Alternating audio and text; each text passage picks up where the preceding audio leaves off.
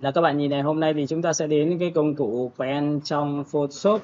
Và trong công cụ pen thì nó sẽ có nhiều cái yếu tố và có thể kết hợp với rất nhiều những cái trạng thái khác nhau. Thì cái công việc đầu tiên là chúng ta cứ tạo ra một cái phổ giấy mới đã. Các bạn nhìn vào đây. Trong cái quy trình khi mà các bạn tạo ra thì các bạn sẽ chọn cho thầy một cái kích thước như sau. Ví dụ chúng ta có thể đánh một cái chiều nào, một chiều là 600. Và một chiều kia thì tôi sẽ đánh là chiều là các bạn sẽ đánh 900 cho tôi. Chúng ta sẽ đánh là 1200. Và tiếp theo thì bạn sẽ để là 180 cho tôi nhá. Và các bạn lưu ý này, sau khi mà chúng ta chọn xong thì chúng ta sẽ tích vào đây. Nào. Ví dụ nếu mà khi mà chúng ta bắt gặp pen đầu tiên thì tác dụng của pen nó chính là tạo ra bố cục dạng đường thẳng nhưng là dạng phức tạp hơn giá trị là chúng ta sẽ vẽ bằng công cụ hình vuông. Và các bạn sẽ nhìn vào đây cho tôi. Trong công cụ pen thì các bạn được ký hiệu là chữ P. Nhớ nha, chọn vào chữ P của chúng ta này, chữ P. Và trong công cụ pen thì chúng ta sẽ chia là hai dòng. Dòng thứ nhất là chúng ta dạng path. Dạng path là vẽ ra vùng tròn, và dạng shape thì chúng ta vẽ ra đối tượng có màu và là dạng vector, hay được gọi là smart object, để chúng ta có thể làm sao đối tượng thông minh để có thể tạo ra chỉnh sửa được. Sự khác nhau ở chỗ nào đây ạ? Thì các bạn nhìn vào đây cho tôi, nếu tôi tạo ra dạng path nhé, thì cái dạng path này chỉ có như thế này thôi. Đường path nhớ để ý này. Chúng ta tích một điểm, chúng ta tích điểm thứ hai, tích điểm thứ ba, tích điểm thứ tư và tích điểm thứ năm. Thì ngay lập tức sau khi tích xong, các bạn sẽ tạo cái đối tượng này ra một cái vùng chọn cho thầy bằng cách là ấn vào Ctrl Enter. Thì sau khi ấn Ctrl Enter xong thì các bạn xem sao ạ? Các bạn sẽ đổ cho tôi một cái màu bằng cách là tạo ra một layer mới, đúng không ạ? Layer mới chúng ta đổ màu nhá, Anden. Và sau khi mà Anden xong thì các bạn ấn vào Ctrl D cho tôi thì cái hình này đã xong. Nhưng sau khi vẽ xong các bạn không được điều chỉnh tiếp được. Các bạn nhìn thấy không ạ? Chúng ta không điều chỉnh được tiếp. Đúng không ạ? Ví dụ tôi muốn cái góc này nó nôi ra bên này và cái góc này lên trên một tí và góc này ra bên này thì chúng ta không làm được. Có nghĩa là đối với pen dạng path thì khi đổ thành vùng chọn rồi thì chúng ta đổ màu thì cái đối tượng đấy nó sẽ y nguyên như thế thôi, nó không có giá trị để chỉnh sửa nhiều được. Đúng không ạ? Nhưng ngược lại các bạn nhìn này, giá trị thứ hai của chúng ta là gì? Khi mà chúng ta chọn vào pen, cũng là pen nhá, các bạn sẽ chọn vào cho tôi dạng sáp. Nhìn dạng sáp chưa? Thì cái dạng sáp này nó khác biệt là nó sẽ vẽ ra những đối tượng có màu và có viền luôn. Ví dụ bạn tích vào đây một điểm, tích vào đây một điểm, tích vào đây một điểm, tích vào đây một điểm, và tích vào đây một điểm, và tích vào đây một điểm. Và tích xong thì các bạn không cần phải Ctrl Enter đâu, mà nó sẽ trở thành hình cho các bạn. Nhìn thấy không ạ? Và với cái biểu tượng pen dạng 2 là pen dạng sáp này thì người ta vẫn có thể chỉnh sửa được khi bạn quay trở về với pen nhá. Nhìn thấy pen chưa? Và tất nhiên là chúng ta giữ phím Ctrl để làm sao? Để trở thành công cụ phím A trắng. Chúng ta tích vào một điểm thì chúng ta sẽ điều chỉnh được một điểm. Chúng ta tích vào 2 điểm sẽ điều chỉnh được 2 điểm, và tích 3 điểm thì sẽ điều chỉnh được 3 điểm, và tích 4 điểm thì điều chỉnh được 4 điểm. Các bạn nhìn này của tôi cho, pen dạng sáp nó khác với pen dạng path ở chỗ là vẽ ra vùng màu, và vẽ xong thì vẫn có thể điều chỉnh được các điểm nếu chúng ta cảm thấy là bố cục chúng ta chưa đẹp. Được chưa? Tiếp theo, sau khi mà chúng ta đã hiểu được bản chất của thiết kế của chúng ta về pen rồi thì bây giờ chúng ta sẽ đi vào như sau nhé. Các bạn nhìn này, pen của chúng ta đây. Hôm nay thì chúng ta sẽ làm quen với pen dạng path. Các bạn nhìn thấy pen dạng path thì chúng ta ấn vào P và chúng ta chọn vào pen dạng path nhá. Nhìn chưa? Với công cụ pen dạng path này, cách dùng rất là đơn giản. Đó là gì bạn? Cái cách dùng của nó ấy, thứ nhất là nó tạo ra bố cục thì bạn sẽ tích một điểm, tích một điểm, tích một điểm, tích một điểm, tích một điểm, tích một điểm và tích một điểm. Có nghĩa là tích đến đâu thì được lên đấy. Và sau khi tích xong thì bạn ấn vào Ctrl Enter cho tôi thì nó sẽ thành vùng chọn cho chúng ta. Và sau khi trở thành vùng chọn thì tất nhiên là theo một cái nguyên tắc của thiết kế của chúng ta là tạo ra một layer mới, xong rồi chúng ta đổ màu bằng Anden chẳng hạn như này, thì đấy là cái cách mà chúng ta tạo ra tạo hình thiết kế. Nhìn đúng không ạ? Ok, thì đây là chính là cái cách đầu tiên mà chúng ta làm. Được chưa? Vậy thì giá trị đầu tiên là tôi hướng dẫn cho các bạn là trước khi làm về thiết kế chúng ta có những cái cách như sau. Nhìn này, tạo bố cục bằng pen. Các bạn ghi đi cách tạo bố cục bằng pen như sau. Ở đây tôi sẽ đi ở bố cục đường pen dạng thẳng trước. Bố cục pen dạng thẳng. Trong quy trình khi thiết kế thì các bạn sẽ làm sao tạo ra lưới cho tôi theo hình thức như sau, là các bạn chia 1/3 cho tôi để làm sao cho nó hợp lý. Ví dụ các bạn chọn vào view và chúng ta chọn vào new GUI layout. Chúng ta chọn vào new GUI layout này. New GUI layout để làm gì ạ? Để nó chia cho chúng ta có thể là 1/3 theo trục nằm dọc và 1/3 theo trục nằm ngang ở dưới dạng lưới của chúng ta rồi. Đúng không ạ? Thì các bạn để ý vào đây cho tôi, là tôi tích vào đây một cái nữa thì tự khắc nó sẽ có cái lưới của chúng ta là theo trục nằm dọc. Và tiếp theo nữa thì các bạn sẽ tích vào bên tay phải của chúng ta là row này, lưới theo trục nằm ngang, thì các bạn có thể tích vào đây cho tôi để tăng giá trị này lên số 3. Và tiếp theo cái này thì bạn sẽ để về không cho tôi là khoảng cách giữa các ô với nhau, thì đây là 1, 2 này. Nhìn chưa? Thì với giá trị này thì ngay tức là đã chiếm với tỷ lệ cho chúng ta là bằng bao nhiêu phần rồi. Nhìn thấy chưa? Đây là 2/3 ở phía trên, còn đây là 1/3 phía dưới. Còn đây là 1/3 ở phía trên và đây là 2/3 ở phía dưới. Nó tùy thuộc theo vấn đề là chúng ta có nhiều tách hay là ít tách. Nhiều tách hay là ít tách. Được chưa? Thì đấy là cái cách làm nhá. Nào, các bạn nhìn vào đây, cách đầu tiên các bạn hãy chọn cho tôi là pen. Bạn tích vào đây một điểm. Bạn tích vào đây một điểm, đây là tạo ra chiều chéo này, nhìn này, tích một điểm này, tích một điểm này, tạo ra chiều chéo này. Sau khi tích điểm số 2, bạn tích vào điểm số 3, tích vào điểm số 4 và tích điểm số 5, nhưng thực chất cái phần giao nhau giữa cái đường pen của bạn bên trong thì nó chỉ có 2 điểm thôi, 1 điểm và đây là 2 điểm thôi, còn tất cả các điểm này nó không có giao nhau với cái hình chữ nhật này. Đồng ý không ạ? Sau khi đã làm xong, bạn ấn vào biểu tượng làm sao ạ? Cái pen ở dưới dạng là đường path trong quy trình khi đồ hay là vẽ một cái hình, nếu bạn chưa nghĩ luôn, bạn có thể được quyền điều chỉnh bằng lệnh là giữ vào phím Ctrl. Nhớ nhá, giữ vào pen và ấn vào Ctrl thì nó trở thành A trắng cho các bạn. Nhìn A trắng chưa? Và lúc này chúng ta tích vào đây một điểm và chúng ta có thể nôi xuống, nôi lên trên xuống dưới. Có nghĩa là trước khi trở thành vùng chọn, trước khi trở thành đối tượng thì cái pen dạng path này vẫn được quyền điều chỉnh bằng lệnh là giữ vào phím Ctrl. Nhưng phải trở về cái công cụ pen của chúng ta thì chúng ta mới điều chỉnh được. Còn bình thường thì chúng ta sẽ không làm được nha.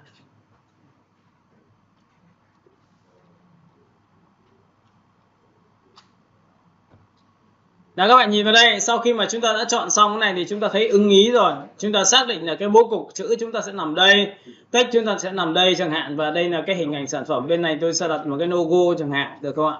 Thì lúc này các bạn ấn vào Ctrl Enter cho tôi. Và sau khi ấn vào Ctrl Enter thì theo thường lệ thì chúng ta sẽ lập ra một layer mới và đổ cho nó một cái màu bằng cách là đổ bằng Andente, thì các bạn sẽ nhìn thấy như vậy. Hoặc các bạn có thể chọn cho tôi giá trị như sau. Thấy chưa? Và sau khi đã chọn xong thì các bạn sẽ nhìn thấy tôi có một miếng màu trên và miếng màu dưới, thì cái miếng màu trên tôi dành cho ảnh và miếng màu dưới tôi sẽ dành cho text. Có nghĩa là bản chất khi thiết kế thì bạn sẽ phải làm được điều này, được chưa? Với cái thông lệ bình thường như này thì bây giờ các bạn sẽ chọn cho tôi một cái giải pháp như sau, đó là tôi sẽ chọn vào, ví dụ có nhiều người là người ta sẽ chọn một cái biểu tượng là 50%, ví dụ 50% như này nhá, nhìn thấy 50% chưa? 50% chính là mình giảm cái opacity nó xuống để cho nó thấp hơn. Các bạn sẽ nhìn thấy nó thấp hơn như này đúng không ạ?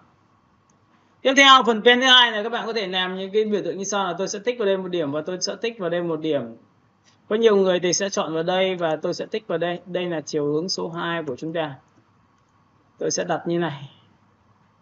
Tại sao tôi chỉ đến đây thôi mà không phải cắt xa thẳng đây? Bởi vì cái chỗ này tôi sẽ dành cho chữ tôi và tôi không muốn là chữ tôi bị tranh chấp giữa hình và nền, nên là tôi sẽ làm như này. Và tiếp theo thì tôi sẽ đẩy vào đây để làm sao tạo ra tính chất của thiết kế của tôi, được chưa? Nào, sau khi làm được miếng thứ hai, bạn cũng tương tự như vậy, ấn vào Ctrl Enter. Và tương tự như vậy chúng ta sẽ lập ra một layer mới và lại đổ màu bằng Andent, thì các bạn sẽ nhìn thấy là cái hình của chúng ta đã có. Và chúng ta cũng tương tự như vậy, chọn 50% là opacity, kéo xuống 50%, được chưa? Đấy, các bạn hiểu cái cấp độ của tôi chưa? Đó. Và sau khi đã chọn 50% xong thì cái hình của chúng ta đã khá là đơn giản rồi. Các bạn nhìn chưa? Vậy lúc này trong trường hợp này thì các bạn sẽ nhớ là tôi có thể tạo ra một cái miếng hình số 3 cho các bạn bằng cách như sau là pen. Lúc này chúng ta sẽ chọn vào pen số 1 này, chúng ta chọn vào pen số 2 này, và chúng ta chọn vào pen số 3 này. Các bạn nhìn thấy không ạ? Và tôi sẽ chọn vào số 4, số 5, số 6. Đây là miếng hình tiếp theo của tôi, là tôi vẽ. Nó chính là phần giao nhau giữa hai cái miếng dưới. Và tôi ấn vào Ctrl Enter là biến đường pen trở thành vùng tròn. Sau đó thì lập ra một layer mới và đổ màu bằng lệnh là Andente. Được chưa? Thì lúc này các bạn sẽ nhìn thấy cái hình của tôi nó sẽ được như này luôn. Và cái hình này nó sẽ có khả năng ứng dụng cho những bố cục thiết kế của chúng ta rất là dễ dàng nhá. Nào, vậy thì với cái cách như này thì chúng ta sẽ bắt đầu là ứng dụng bằng cách là chúng ta sẽ đưa một cái hình ảnh vào. Đây là cái hình ảnh của chúng ta tìm. Ví dụ chúng ta làm cho sữa rửa mặt cho nam giới. Đấy ạ. Nhìn chưa? Chúng ta kéo cái này xuống đây một tí thì các bạn sẽ nhìn thấy đây là cái hình ảnh tôi đã kiếm được. Nhìn nhá. Các bạn sẽ chọn rồi cho tôi tích vào đây một cái. Các bạn nhìn không ạ? Sau khi tôi đã có được cái hình này xong thì bắt đầu chúng ta sẽ đưa ra bằng cách nào? Đây là hình của chúng ta đưa ra thôi. Tích vào đây một cái. Nhìn chưa? Đấy, thì đây là những hình của chúng ta, thì chúng ta sẽ cầm đối tượng này đưa thẳng vào Photoshop cho tôi.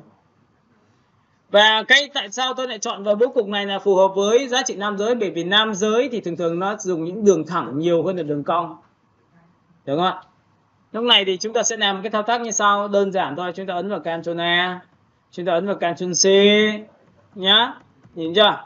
Ctrl A, Ctrl C rồi chúng ta sẽ làm sao? Sang file thiết kế. Thì trong quy trình khi làm file thiết kế thì bạn phải chuột phải thẳng trực tiếp vào cái ảnh của chúng ta. Nhìn này, chuột phải thẳng vào cái layer đầu tiên. Để làm gì ạ? Để xem là cái layer này để chúng ta cho ảnh được vào không. Đấy ạ. Vậy thì chính xác rồi. Và chúng ta cũng kiểm tra lại một lần nữa là cái file này của chúng ta là đang là opacity bằng bao nhiêu phần trăm. Nhìn chưa? 100%, tất cả 100%. Lúc này chúng ta bắt đầu mới đưa sang bằng cách là ấn vào Ctrl V thì cái hình chúng ta sẽ đặt ở đây. Các bạn nhìn chưa? Với cái tiêu chí của cái hình này thì các bạn sẽ nhớ cho tôi một điều như sau là chúng ta sẽ chọn vào lệnh là Ctrl Alt G, là ngay lập tức cái ảnh nó sẽ được vào trong luôn. Mọi người nhìn thấy không ạ? Tôi sẽ đưa vào cái ảnh này, nó sẽ vào trong luôn cho các bạn. Đấy, thấy chưa? Cái hình nó đã ổn rồi thì mình đặt cái gì nó cũng dễ dàng hơn. Đấy nhá, đây là một trong những cái cách mà các bạn làm thôi. Được chưa? Còn cách thứ hai thì tôi cũng chia sẻ cho các bạn biết là trước khi làm thì mình cũng xử lý một vài cái tiêu chí, đó là cái chữ của chúng ta nó là chữ Trung Quốc. Các bạn có thể cách điệu, các bạn có thể làm sao làm nhòe nó đi, làm mất cái hình nó đi, chứ không thể để như này được. Được không ạ? Ok, chúng ta sẽ chọn ở đây sao? Nhìn tôi xóa đi nhá. Ví dụ trong trường này chúng ta muốn xóa được cái chữ này thì chúng ta làm một cách nào? Thì ở đây chúng ta thử một cái phương pháp mà khá là cổ điển của cái công cụ vùng chọn hình vuông của tôi. Đó là gì? Tôi sẽ vẽ qua một cái vùng chọn chứa cái chữ đó. Nhìn chưa? Sau khi chứa xong thì người ta có hai cách. Một là bạn dùng công cụ đó là Edit và chúng ta chọn vào Shift F5 là fill cho nó một cái màu, nhưng cái fill này màu thì lại không dùng màu mà nó dùng hệ thống đắp hình. Các bạn nhìn nhá. Chọn ở đây là xóa những đối tượng chữ và xóa những cái đối tượng mà mình muốn loại bớt đi để mình lấy ảnh nó ra trên nguyên gốc. Nhìn thấy chưa? Và lúc này các bạn sẽ sổ xuống thì các bạn nhìn này, tôi chọn là Shift F5 nó sẽ có content away, chúng ta sẽ nhìn cái này. Và các thông số thì chúng ta để nguyên và chúng ta ấn OK một cái thì tự khắc chúng ta sẽ làm giá.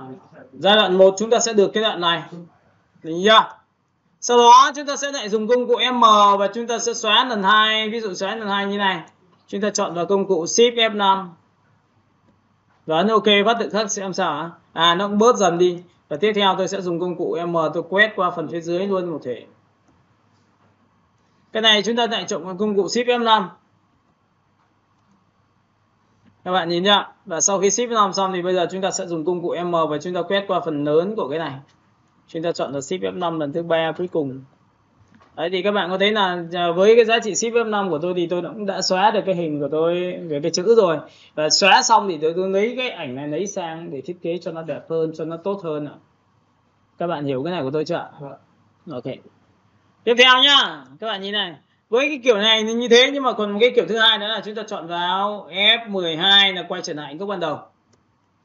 Và cái cách thứ hai các bạn có thể sử dụng một cái tiêu chí như sau, là tôi sẽ dùng cái công cụ M và chúng ta quét qua cái chữ đó. Và sau khi quét qua xong thì chúng ta làm bằng cách nào? Chúng ta chọn vào Edit và chúng ta chọn vào biểu tượng là Fill cho nó một cái màu. Là cái này.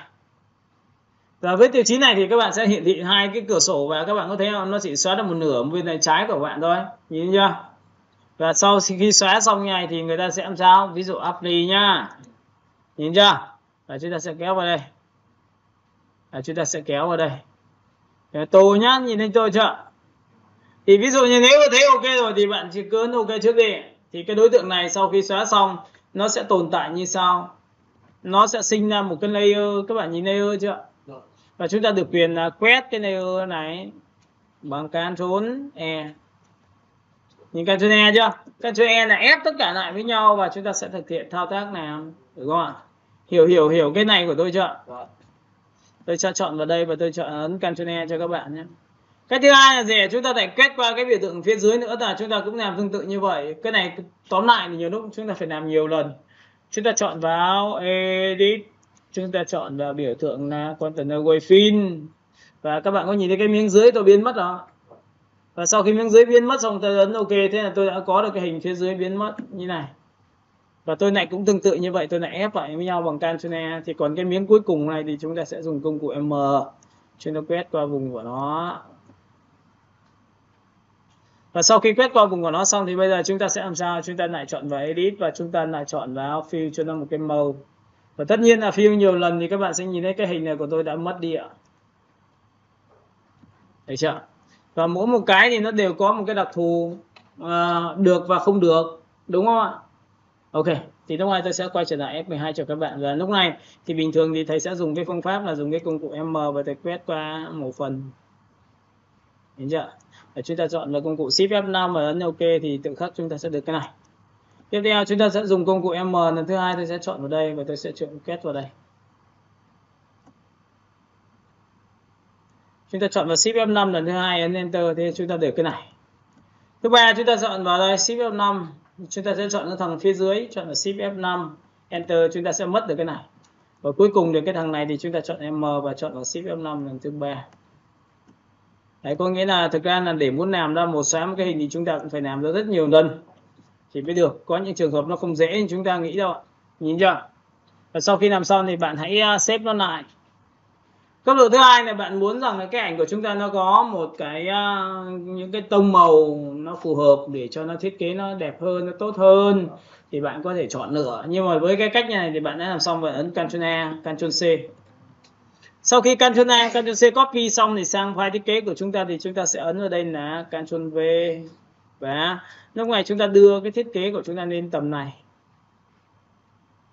Và chúng ta chọn vào Ctrl Alt G thì tự khắc cái ảnh của chúng ta đã được đưa vào. Thì các bạn ít nhất thì người ta có thể nhìn rất là dễ dàng. Và theo thông lệ bình thường thì chúng ta có thể đẩy sang trái, đẩy sang phải. Ví dụ có nhiều người muốn đẩy như này được không ạ? Nhìn chưa? Và có nhiều người muốn đẩy thấp xuống như này được không ạ? Đây là có nhiều người muốn đặt như này. Và khi đặt như này thì các bạn sẽ gặp một cái trường hợp như sau, là cái ảnh của chúng ta nó sẽ bị thiếu bên tay phải. Có nhìn thiếu bên tay phải chưa? Thì vừa rồi chúng ta đã học về cái cách mà xóa hình, đắp hình rồi, thì bây giờ cái này chúng ta thử một chiêu thức nữa cũng tương tự như vậy. Tôi quét qua một nửa phần bên tay trái.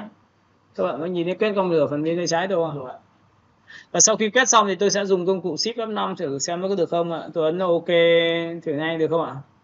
Thì các bạn sẽ ấn vào Ctrl D thì cái hình của chúng ta nó sẽ tự kéo dài này, chúng ta rất là đơn giản. Các bạn thấy không ạ? Về cái cách xử lý hình thì chúng ta cũng phải xử lý rất nhiều công đoạn để tạo ra một cái hình nhanh nhất và tốt nhất rồi. Đó, và sau khi đã làm xong thì bạn có thể chọn vào đây và đẩy lên trên một tí nữa để làm sao nó nằm đúng cái vị trí mà cái mà mình mong muốn. Được chưa? Tiếp tục thứ hai của các bạn là gì ạ? Sau khi các bạn làm xong thì các bạn hãy chọn cho tôi những cái background nó phù hợp. Thì tất nhiên trong cái phần background của nam giới thì chúng ta cũng thấy rằng là đây là cái phần hình mà để chúng ta có thể khám phá, đúng không ạ? Đấy nha, các bạn sẽ nhìn vào đây cho tôi. Nhìn chưa? Chúng ta có rất nhiều thể loại về hình background liên quan đến nam giới nha. Hiểu cái đó chưa nhỉ?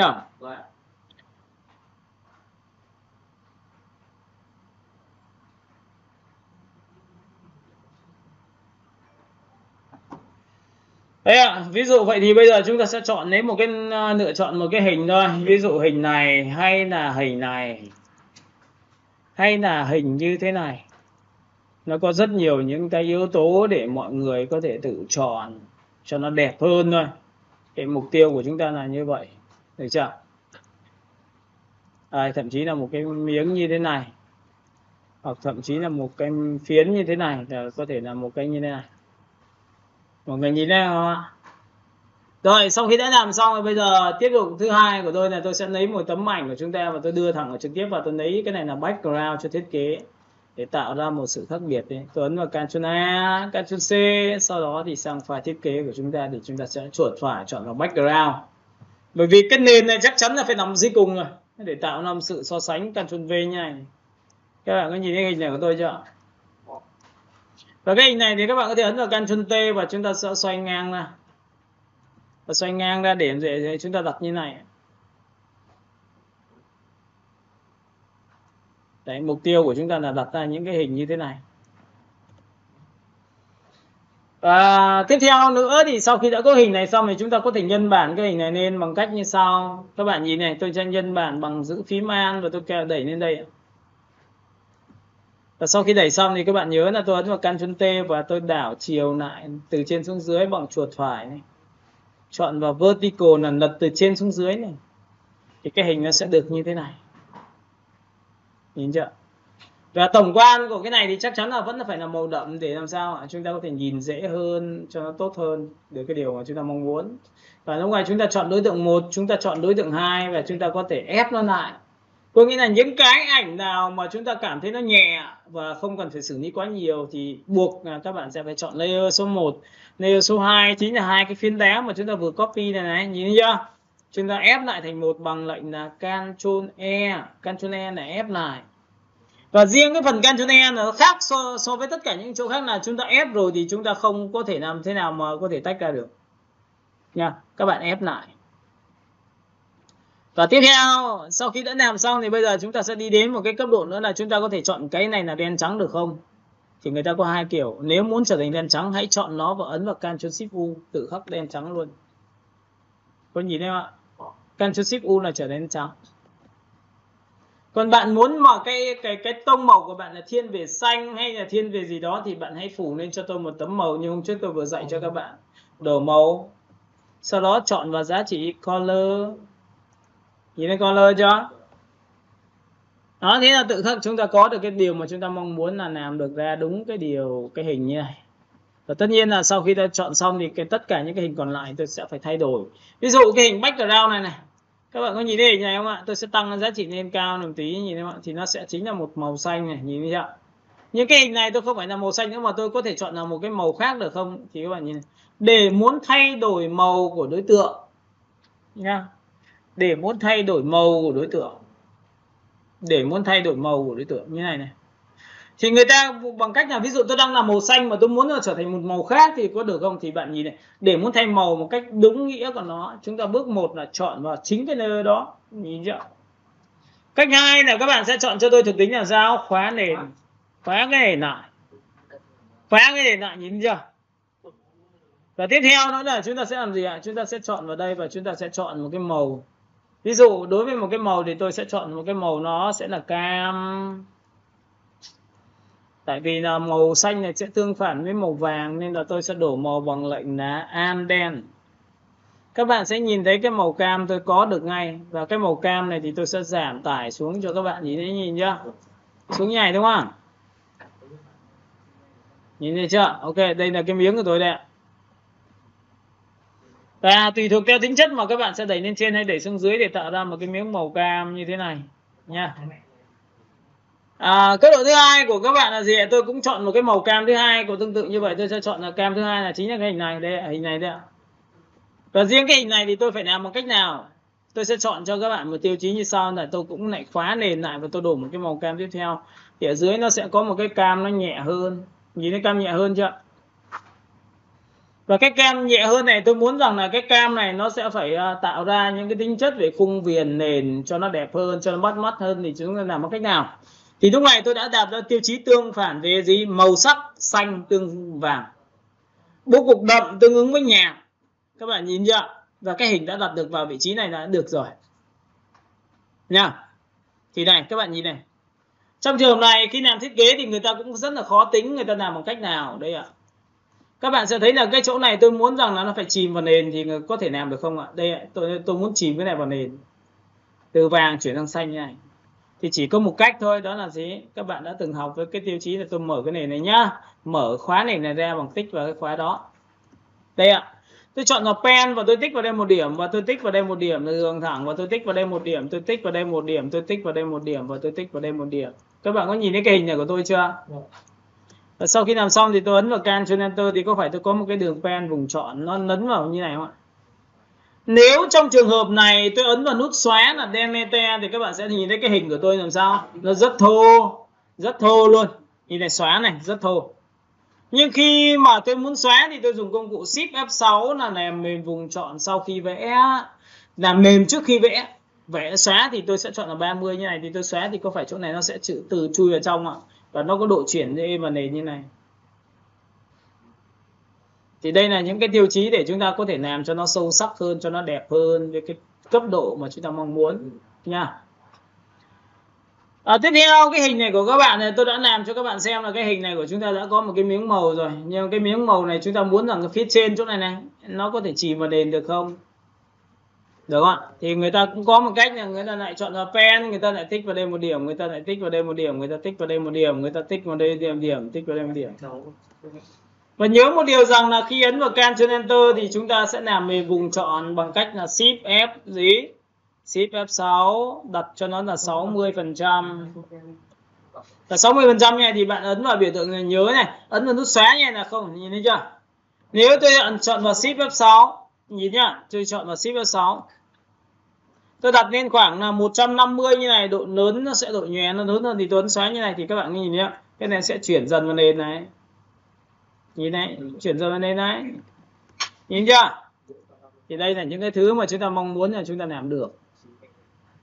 Và tiếp theo các bạn để vào đây cho tôi. Sau khi tôi đã có cái hình này xong, các bạn nhìn hình này chưa? Chúng ta có thể ấn vào biểu tượng như này, Ctrl G thêm một nấc nữa. Điểm gì ạ? Để tôi đẩy vào trong như này. Bản chất cũng chỉ tạo ra những cái hình nền như này thôi. Còn nếu mà các bạn muốn vẽ để cho nó chủ động hơn thì bạn có thể vẽ được trực tiếp bằng pen này. Pen này, tích vào đây một điểm, tích vào đây một điểm, tích vào đây một điểm, nhìn này. Nhớ nhá, phải tạo hình nó rất kỹ này. Tích vào đây một điểm. Và tích vào đây một điểm. Nhìn chưa? Có nhìn thấy hình tam giác không? Ctrl Enter. Lập ra một layer mới và chúng ta đổi màu bằng lệnh là Anden. Thì tôi có một cái miếng màu vàng như thế này. Với miếng màu vàng như này thì bạn có thể chọn lựa là ví dụ cái miếng này tôi muốn tối lên trên hay tối xuống dưới, tôi tùy bạn thôi. Bạn chọn vào đây, tích set map cái này thôi.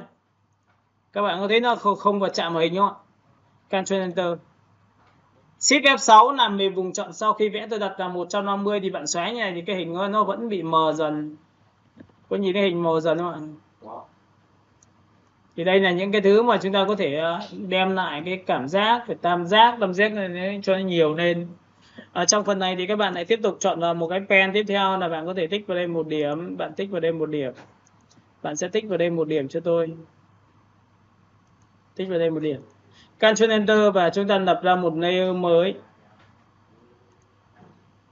Và tôi đang dạy cho bạn những cái chiêu thức là để chúng ta là tự làm tất cả mọi thứ mà không cần phải phụ thuộc vào bất cứ ai. Được chưa? Thì này có thấy chưa? Lập ra một layer mới rồi, có vùng chọn rồi, đổ màu thôi. Các bạn nhìn vào đây cho tôi. Cho lên trên tất cả nhá. Nhìn chưa? Các bạn có thể đổ màu chưa? Lúc này sau khi tôi có xong tôi sẽ chọn là 70% hoặc 60%, 50%. Các bạn có nhìn thấy cái này tôi có một cái hình này không ạ? Và với cái biểu tượng này thì tôi sẽ tạo ra một tín hiệu vui bằng cách tiếp theo nữa là cái đường nét của chúng ta. Nhìn nhá. Cái đường nét này của chúng ta đã xong, chúng ta giữ này. Chính là cái hình này. Giữ phím Alt copy lên đây và chúng ta sẽ chọn vào 50%, 70% và Ctrl T tiếp theo một lần nữa, thu nhỏ lại. Thu nhỏ lại để chúng ta có thể tạo ra những tín hiệu như thế này.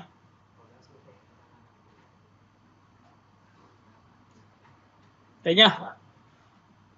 Các bạn có thể tạo ra cho tôi những cái tín hiệu theo cái cách mà các bạn mong muốn. Cái này thì tôi sẽ chọn là giữ phím An, tôi copy đây, tôi cho chọn là 100%, tôi ấn vào Ctrl T, tôi phóng to như này.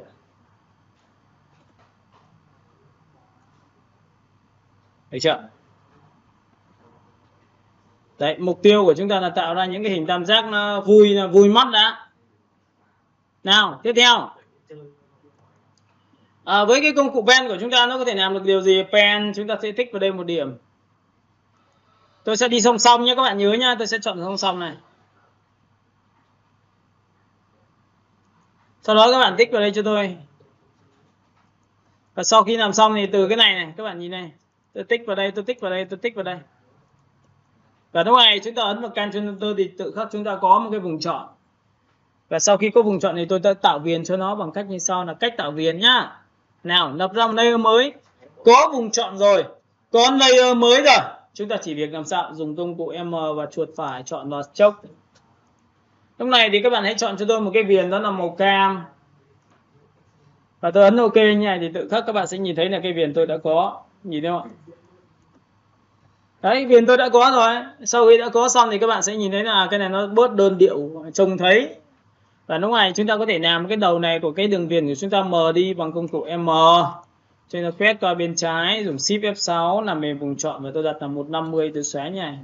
Các bạn sẽ thấy là cái này chỉ màn nền. Thấy chưa? Tiếp theo cũng tương tự như vậy, tôi lại chọn là pen, tôi lại tích vào đây một điểm. Tôi lại tích vào đây một điểm. Nhìn chưa? Và nhớ là tôi cũng chọn song song nhé, các bạn nhớ nhá. Và lúc này tôi sẽ chọn vát chéo lên đây và tôi tích vào đây. Tôi tích vào đây cho các bạn. Nhìn này chưa? Với cái hiện tượng này tôi lại lập ra một layer mới và lại chọn cho công cụ là Ctrl Enter M nhá. Chuột phải vào vùng chọn này, chọn stroke lần thứ hai thì cái này tôi sẽ chọn là màu xanh. Và sau khi tôi chọn xong thì ấn OK thì lúc này tôi đã có một cái màu xanh, thì cái xanh nó đang ở dưới tôi chọn lên trên tất cả. Các bạn có nhìn thấy cái này của tôi chưa? Có nhiều kiểu, nếu mà bạn thích màu vàng thì bạn sẽ chọn màu vàng. Nhìn nhá, M này. Chuột phải vào cái chọn vào chốc này, nhớ là phải có vùng chọn mới nhá. Con layer mới có một màu mới. Và tổng quan là sau khi làm xong thì bạn mới tạo ra cái này. Cho nên trên tất cả, nhìn nhá. Với cái hình như này sau thì tôi sẽ làm cái giải pháp như sau là tôi sẽ xóa từ đây đến đây thôi. Để cho nó chỉ vào nền hay là tùy thuộc theo tính chất, ví dụ như là chúng ta sẽ dùng cái phần pen này, chúng ta tích vào đây một điểm, chúng ta tích vào đây một điểm, chúng ta tích vào đây một điểm, chúng ta tích vào đây một điểm, chúng ta tích vào đây một điểm. Thì các bạn có nhìn thấy là tôi đã chọn vào qua cái đường pen này chưa? Ctrl Enter, Shift F6 làm mềm vùng chọn và chúng ta chọn là 30% và Enter xóa đi ạ. Thì các bạn có thấy được cái đường nét này sẽ tự chui vào bên trong ạ. Nhìn chưa? Và sau đó thì sau khi đã chui bên trong thì tôi đã có những cái tín hiệu. Nào, sau khi làm xong thì bây giờ cái tín hiệu tiếp theo của tôi chính là cái hình như này. Tôi sẽ ấn vào Ctrl G lần thứ hai và tôi sẽ đặt xuống. Tự khắc tôi có cái hình số 2. Nhìn thấy hình số 2 của tôi chưa? Và với cái hình như này thì các bạn sẽ chọn cho tôi giá trị là cấp độ 70%. Ctrl G làm lần nữa và xuống dưới. Chúng ta sẽ có 50%. Ctrl G thêm một độ nữa và chúng ta lại xuống dưới tiếp một lần nữa. Được chưa? Thì chúng ta đặt 30% thì tự khắc chúng ta tạo ra những cái tín hiệu như thế này. Được không ạ? Thì đây là những cái tín hiệu mà để các bạn có thể thiết kế cho cái hình của chúng ta đẹp hơn. Và cái này thì tôi sẽ thay đổi lại bằng cái layer này nhá. Layer hơi to, tôi có thể đặt như này được không ạ?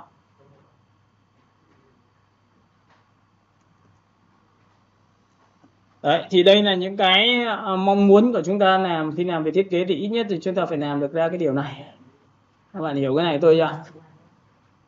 Tiếp theo này, lúc này tôi sẽ xử lý một cái vấn đề kỹ thuật cho các bạn xem này. Các bạn có nhìn thấy cái miếng vàng này của tôi chưa? Tôi sẽ làm một cái thao tác này, tôi chọn vào công cụ pen và tôi tích vào đây một điểm và tôi sẽ tích vào đây một điểm. Và nhớ là cái khoảng cách tôi sẽ để bằng nhau nhá. Ok, tôi sẽ tích vào đây. Và cuối cùng thì cái này tôi hút lên đây một tí và cuối cùng thì tôi sẽ chọn vào đây. Và lúc này ấn vào Ctrl Enter thì các bạn có thấy là tôi đã chọn được đúng là một cái layer của chúng ta đúng không? Layer mới này. Nhưng trước khi làm layer mới thì tôi sẽ nhân bản cái này. Có nghĩa là nhân bản trong vùng chọn nhé, nhìn thấy chưa? Tôi nhân bản là ấn vào Ctrl G thì nó chỉ nhân bản chỗ này thôi, trong vùng chọn thôi, Ctrl G này.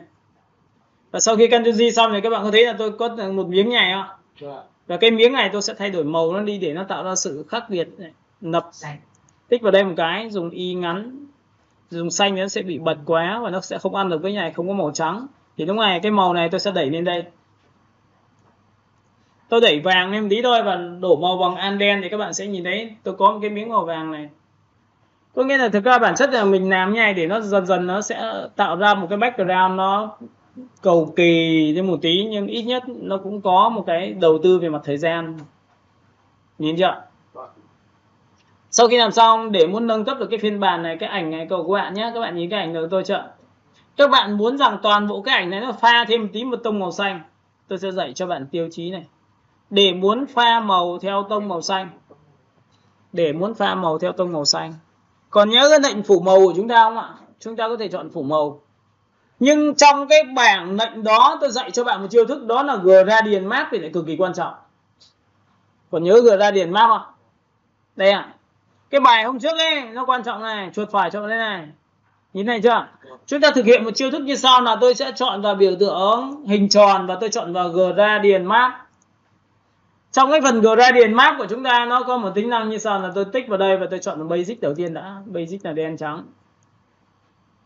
Các bạn nhìn thấy đen trắng tôi chưa? Tiếp theo màu đen giữ nguyên, và phần thứ hai thì cái màu đậm này bạn tích vào đây cho tôi một cái. Và riêng cái màu này thì tôi khuyên các bạn hãy chọn cho tôi một cái màu xanh tím.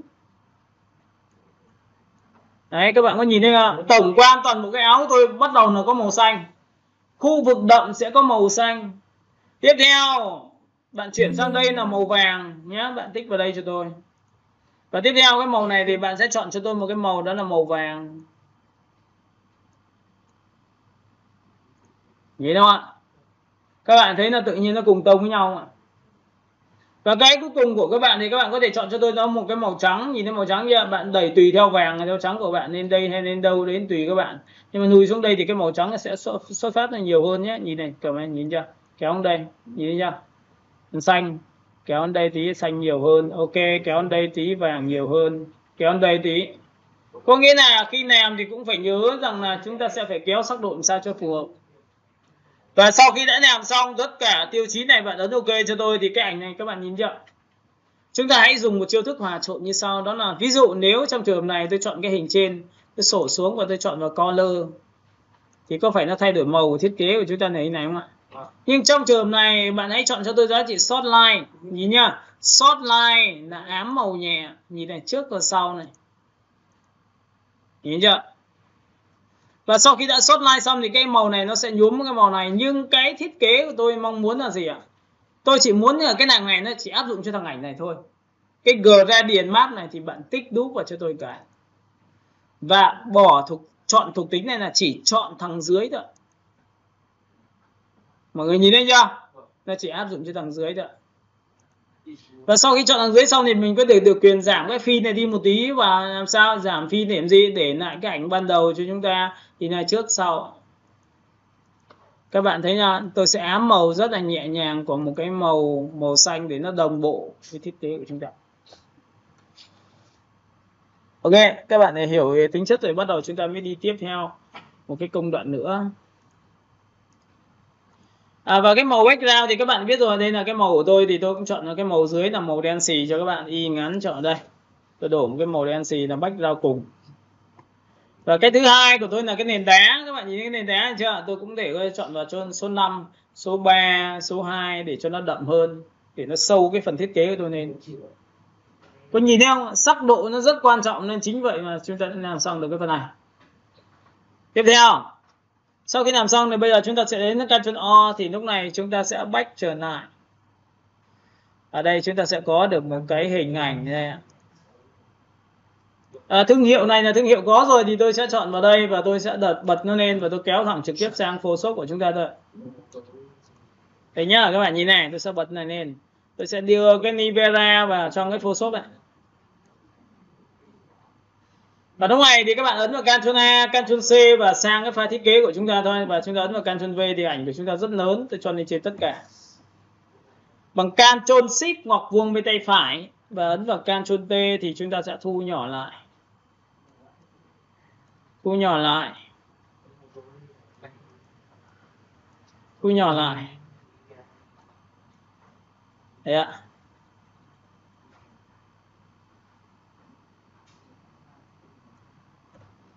Tôi sẽ đặt Nvidia của tôi đặt ở đúng cái vị trí như này. Các bạn nhìn thấy chưa? Và sau khi tôi đã có được cái màu như thế thì bắt đầu tôi sẽ chọn một cái hình thức như sau, là tôi sẽ phóng to và tôi muốn là cái Nvidia của tôi nó có thể phát sáng xung quanh, có thể được không ạ? Thì bạn nhìn vào đây này. Để muốn làm cho cái chữ Nvidia này là cho nó bóng bẩy thì tôi dạy cho bạn một chiêu thức nhá. Nhìn này, chuột phải chọn vào chính cái hình của tôi này. Để muốn quay trở lại vùng chọn cho đối tượng, người ta dùng bằng phím như sau, là giữ phím Ctrl và tích thẳng vào đây, đúng không? Nhìn chưa? Tích thẳng vào ảnh thu nhỏ không ạ? Sau khi xong thì tôi sẽ chọn cho nó một cái màu, đó là màu gì ạ? Lập ra một layer mới và tôi sẽ chọn cho nó một cái màu, đó là màu trắng bằng Ctrl đen. Thì có phải màu trắng như này không ạ? Với cái màu trắng này xong thì các bạn sẽ làm nhòe cho tôi bằng cách như sau, là tôi chọn một filter, tôi chọn vào blur và tôi chọn vào Gaussian blur, thì tự khắc cái ảnh nó sẽ nhòe ra. Nhìn chưa? Và khi đã nhòe xong thì tất nhiên là phải cho xuống dưới rồi. Ctrl ngoặc vuông bên tay trái thì các bạn có thấy là đây là cái hình ở phía dưới nó như này ạ. Nhìn này tôi chưa? Đây là bóng của tôi đây. Nhìn bóng này chưa? Đặt vào đúng chỗ này. Để trước sau này, trước sau. Hiểu chưa? Thế là tôi đã có được cái bóng của cái chữ rồi. Tiếp theo này. Sau khi đã chọn xong cái này xong thì chúng ta sẽ đến với phần sản phẩm của chúng ta. Sản phẩm của chúng ta là cái gì đây ạ? Nam giới. Và chúng ta có một cái sản phẩm đó là chính là cái thương hiệu như thế này. Được chưa? Thì đối với một cái thương hiệu như này thì buộc là các bạn sẽ phải sang được cái thuộc tính của Photoshop của chúng ta, nó đặt vào đây. Các bạn để ý cho tôi đó là gì ạ? Để muốn làm được cái điều này thì chúng ta phải tiếp tục luyện những công cụ pen. Số 2 của chúng ta là pen. Nhìn thấy chưa? Cách đồ nha, cái này quan trọng về đồ này. Bước 1 để đồ hình chúng ta chọn là pen số 1, tích vào điểm. Nhìn chưa? Bước số 2 bạn nhìn thấy là đường cong chưa? Nhưng đừng có tham mà đưa đến tận đây, nó sẽ sai. Chúng ta sẽ chọn đến đây thôi là cùng thôi. Chúng ta tích vào điểm số 2 và kéo chuột theo chiều đường cong. Và trong quá trình khi kéo thì các bạn có thể là bị sao? Bị xô lệch, có thể là đặt lên, có thể là bị sao? Đổi dịch lên trên này, dịch xuống dưới. Ví dụ có nhiều trường hợp này, tích vào đây, kéo theo chuột đường cong nó như này. Nhìn thấy bị sai không ạ? Giữ phím Ctrl và chọn được cánh tay đòn và đưa về điểm xuất phát thì tự khắc nó cong vừa. Nhìn chưa? Và lúc này chúng ta tiếp tục đến nối cái phần này thì bỗng nhiên cái đường cong nó quá lớn thì bạn nhớ nhá, giữ phím Ctrl, kéo cái cánh tay đòn đó lùi lại tầm này thì bắt đầu chúng ta bẻ cong lên tầm này rất dễ. Nên là đường cong tôi không phải cắt cánh tay đòn nữa. Không cần cắt cánh tay đòn, đường cong chuyển động vẫn mềm mại. Tôi tích vào điểm số 2 và kéo theo chiều đường cong. Mọi người có nhìn thấy cái này không ạ?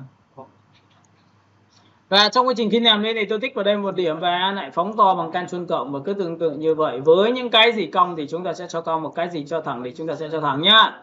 Kéo theo chiều đường cong. Nhìn này, tích vào đây và kéo theo chiều đường cong. Được chưa? Và lúc này chúng ta kéo lên đây và kéo lên đây. Tại vì cái này nó thẳng mà nên là chúng ta sẽ thẳng trực tiếp lên đây. Đối với những cái hình bình thường thì chúng ta nên nẹn vào một tí nữa thì cũng chả sao cả. Đây, nhìn thấy chỗ này kéo theo chiều đường cong. Thì riêng cái phần này nó thẳng ngang như này thì chúng ta phải sử dụng thêm một cái phím nữa là tích vào đây và giữ shift như này thì nó luôn luôn là phương vuông góc. Nhìn nhá. Ok, chúng ta tích vào đây và giữ shift kéo sang bên này là được luôn. Kéo theo chiều của đường cong. Tiếp theo kéo theo chiều đường cong. Các bạn có thấy là cái hình tôi lấn vào trong một chút xíu không ạ? Bởi vì những cái này thì các bạn có thể lấn vào thì không sao, nhưng mà đây, ví dụ cái này thì phải cắt cánh tay đòn rồi. Giữ phím An, cắt cánh tay đòn và chúng ta tiếp tục chọn vào đây, kéo theo chiều của đường cong. Cắt cánh tay đòn và tiếp tục đi xuống dưới. Tiếp theo đến đây thì bắt đầu chúng ta ngồi cho lại chỉnh lại bằng cách là tôi tích vào đây và kéo theo chiều đường cong. Đôi lúc ngoạch lên một tí. Giữ phím Ctrl lại cầm điểm này lại kéo về. Các nhìn thấy không ạ? Và trong trường hợp này không cần cắt cái cánh tay đòn đằng trước này đâu, mà nối thẳng trực tiếp sang đây cho tôi. Coi nhìn thấy không ạ? Cắt thì đôi lúc nào chúng ta uốn thì nó sẽ không được chính xác được. Chúng ta giữ phím Ctrl tôi tích vào đây, cho ta kéo theo chiều như này. Đấy. Thế là tự nhiên chúng ta sẽ rất là chuẩn rồi. Chúng ta ấn vào đây, Ctrl Enter là biến đường pen trở thành vùng chọn. Và sau trở thành vùng chọn thì chúng ta ấn vào Ctrl G thì có phải là tự khắc chúng ta có gậy này không? Có vùng chọn rồi thì ấn nào nó sẽ nhân bản trong vùng chọn của các bạn. Và lúc này công việc của chúng ta là gì? Chúng ta sẽ đưa cái thiết kế của chúng ta sang file hình ảnh. Nhìn thấy chưa? Nhìn cái ảnh tôi không? Thì riêng cái phần ảnh này tôi nói thật cho bạn biết là chúng ta phải dùng một tiêu chí như sau, là tôi sẽ dùng Ctrl T, chúng ta thu nhỏ lại. Các nhìn thấy không ạ? Chúng ta sẽ chọn vào đây.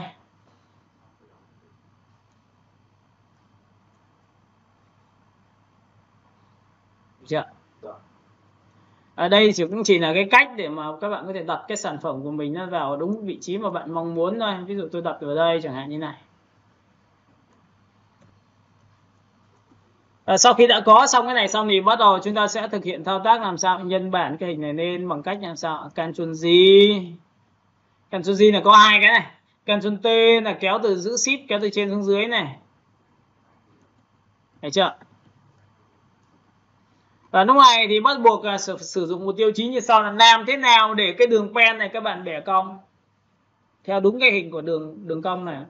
Thì người ta có một lệnh là Ctrl T. Nhìn thấy Ctrl T chưa? Với Ctrl T như này thì bạn ấn vào Warp cho tôi. Đây là Warp đây. Và với phần Warp này thì nó có thư viện cho các bạn.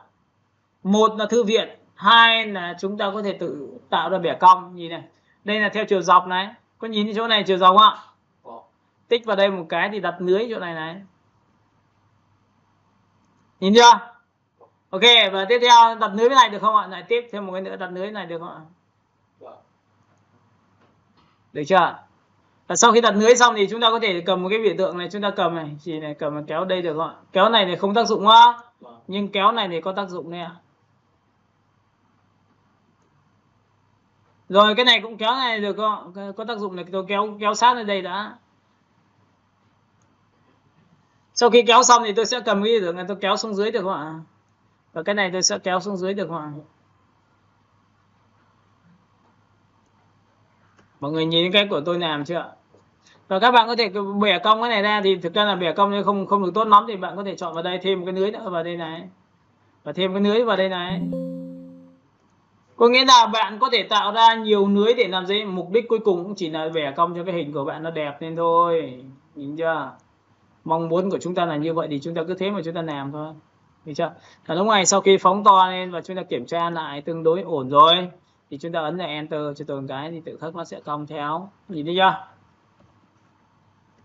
Đấy, bám sát cái phần đáy rồi. Và bây giờ làm nào để cho ảnh nó chìm vào nền thì rất là đơn giản, dùng công cụ M và quét qua một nửa phần phía dưới. Nhìn chưa? Chúng ta dùng cái công cụ Shift F gì? Shift F6 làm mềm vùng chọn là khoảng 30, 40, 50 và lúc mà chúng ta xóa đi thì cái phẩy hình chúng ta sẽ được như này không ạ? Ở trong quá trình ghi xóa thì bạn ấn số 5 thì đây là chính là bóng đổ của chúng ta chọn 70%, đây là bóng đổ của thiết kế của chúng ta này. Nhìn chưa? Rồi sau khi đã làm xong thì bây giờ chúng ta sẽ thực hiện thêm một vài cái tiêu chí nữa để làm sao tạo ra sự sắc nét cho thiết kế của chúng ta. Nhìn này, các bạn sẽ nhìn thấy cái hình này của tôi là tôi có một cái hình bên tay trái, tôi sẽ ấn vào Ctrl G. Ctrl G thì có phải có hình thứ hai này không ạ? Tôi sẽ dùng cái hòa trộn đó là làm về sáng ảnh. Có nhìn thấy sáng chưa? Trong phần sáng này nếu tôi dùng pen, tôi tích vào đây một điểm. Nhìn nhá, pen này. Tích vào đây một điểm, tích vào đây một điểm. Cái này chỉ làm cho nam giới thôi, nước hoa, nước khiếc, nhìn thấy chưa? Tôi ấn vào Ctrl Enter. Nếu tôi ấn sáng như này thì có phải lộ cái ảnh dưới đâu? Tôi nhìn thấy cái ảnh dưới chưa? Nhưng bây giờ tôi dùng Shift F6 làm mềm vùng chọn trước cái xóa thì tôi sẽ chọn khoảng 30%. Lúc này tôi xóa thì có phải là tự khắc nó chuyển vào nền không ạ? Nhìn này, nhưng cái này nó được cái là có cái phần sáng của tôi ạ. Nhìn thấy phần sáng của tôi chưa? Hiểu cái này chưa? Tích vào đây thì có phải sáng hơn không? Nhưng nó chỉ sáng chỗ này thôi, chỗ này nó vẫn phải mờ đi. Ok, tôi lại chọn là pen và tôi lại tích vào đây một điểm nữa, tôi phải này. Có nghĩa là đây là cái giá trị là chúng ta rất là hiểu về ánh sáng, chúng ta hiểu về cái cấp độ Và đây là giai đoạn 1 là tôi chỉ học về vùng chọn và pen, nên là tôi không thể làm bằng công cụ mặt nạ, tôi không thể dùng vào blend ít được. Nhưng tôi vẫn có thể làm được ra giống những cái chiêu thức mà các bạn dùng cao siêu được. Lý do tôi quá hiểu về điều này. Chúng ta dùng công cụ Shift F6 và làm về vùng chọn thì tôi đặt khoảng 20%, và tất nhiên tôi lại xóa đi nháy. Thì các bạn có đồng ý với tôi là tôi đã có một cái ảnh này chưa? Nhìn chưa? Với cái ảnh này bạn muốn tăng sáng, ấn vào Ctrl G lần thứ hai, nhìn sáng chưa? Thì các bạn có thấy rằng là ở đây sản phẩm tôi nổi lên chưa? Hiểu cái này chưa? Và sau khi đã có sản phẩm nổi lên rồi tôi được quyền sao hả? Nhìn nhá, cái này của tôi là cái bóng này, cái này của tôi là chính là cái bóng sáng này, cái này bóng sáng tiếp theo này, cái này là ảnh này, tôi chọn 1, tôi chọn 2, tôi chọn 3 và tôi có thể ép lại được không ạ? Thì cho Ctrl E là ép lại này. Và sau khi Ctrl E ép lại rồi thì các bạn nhìn này, với cái ảnh này nhá, nhìn đây chưa? Chúng ta đã học một chiêu thức là ấn vào Ctrl G một cái nữa thì tôi có một cái ảnh số 2, thì tôi chỉ cần hòa trộn soft line như này thì ảnh màu sẽ đẹp lên này. Nhìn thấy trước và sau này. Bạn thấy không? Cực kỳ trong trẻo, cực kỳ bắt mắt.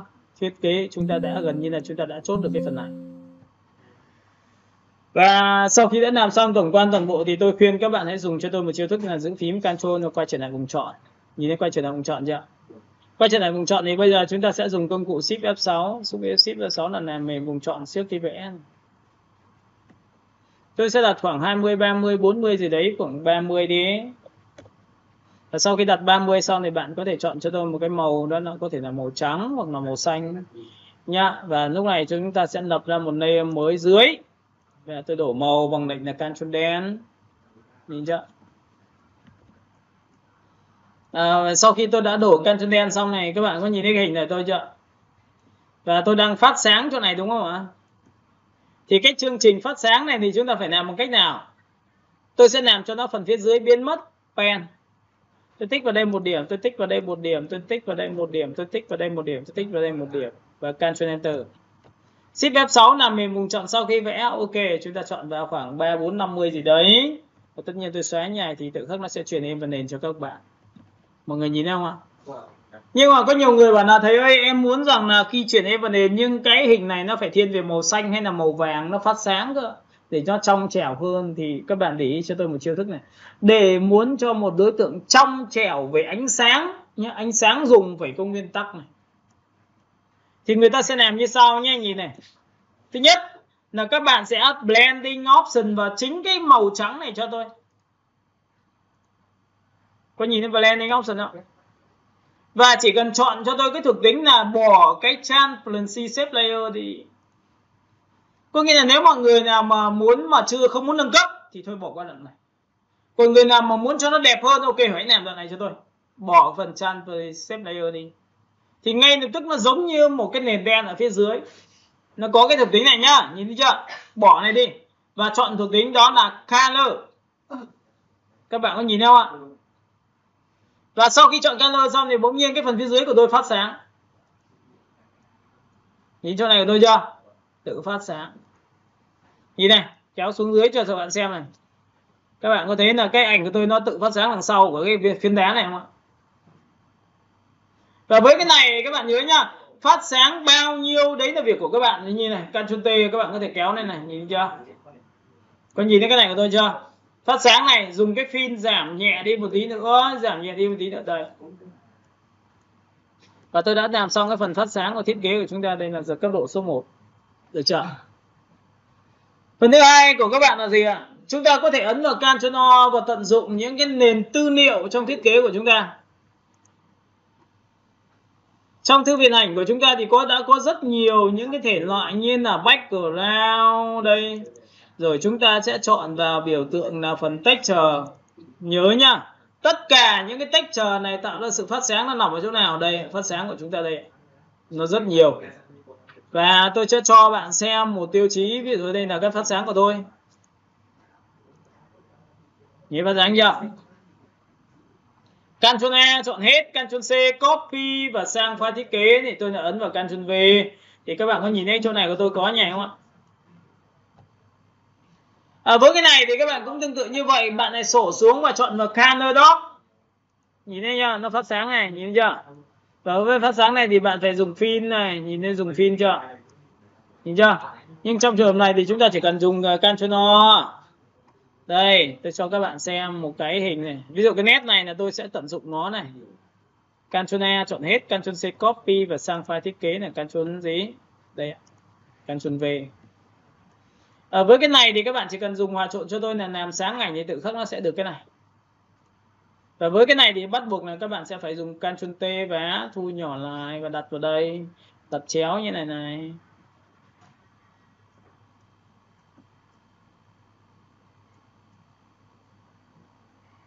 Các bạn có nhìn thấy cái phần phát sáng không? Để nó nhấn mạnh cái phần thiết kế của chúng ta lên ở đây. Ok. Và tiếp theo với cái này thì chúng ta có thể copy ra phiên bản số 2, nó có thể là đi vào chiều bên này và lại thu nhỏ bằng Ctrl-T và thu nhỏ như này được không ạ?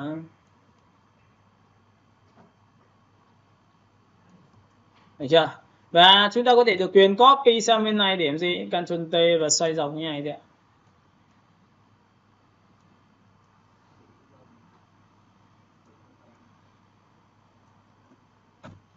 Đấy thì cùng là một cái giá trị về cái hiệu ứng đấy thôi, nhưng mà cái câu chuyện của chúng ta nó cũng đã khác. Ví dụ trong trường này tôi lại không chọn vào đây nữa mà tôi chọn vào hòa trộn làm sáng ảnh là Color Dog đây ạ. Nhìn chưa? Với cái này thì các bạn hãy giảm cái phần phin cho tôi ạ. Được chưa? Còn nếu không thì bạn có thể chọn vào đây 100% luôn. Được chưa? Vậy thì ví dụ cái này tôi sẽ đặt lên phía trên này hay là đặt xuống phía dưới này thì các bạn cũng phải ngồi tính nha. Ok, đặt ở đây. Thế là câu chuyện của chúng ta đã có phần phát sáng và cái sản phẩm của chúng ta cũng đã bắt mắt lắm rồi.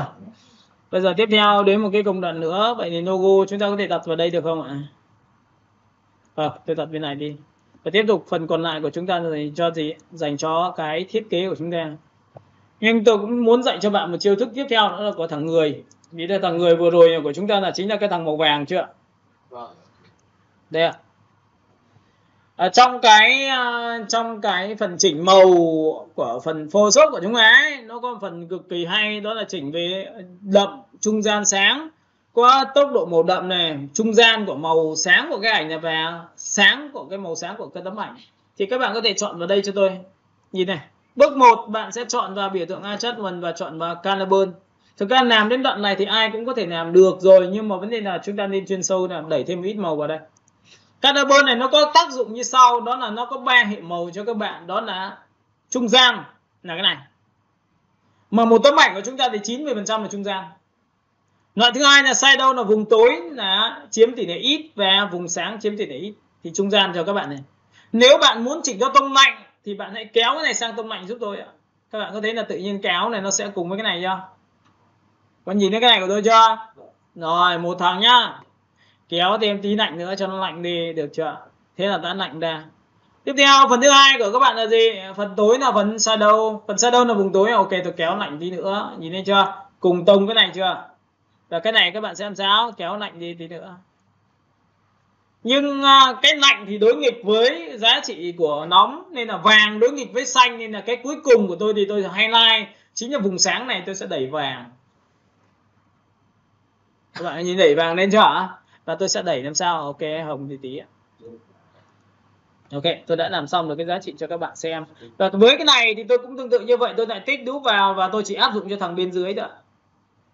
Chỉ áp dụng cho thằng bên dưới để làm sao cái này xanh xanh giống nhau, nhìn này, cùng tông.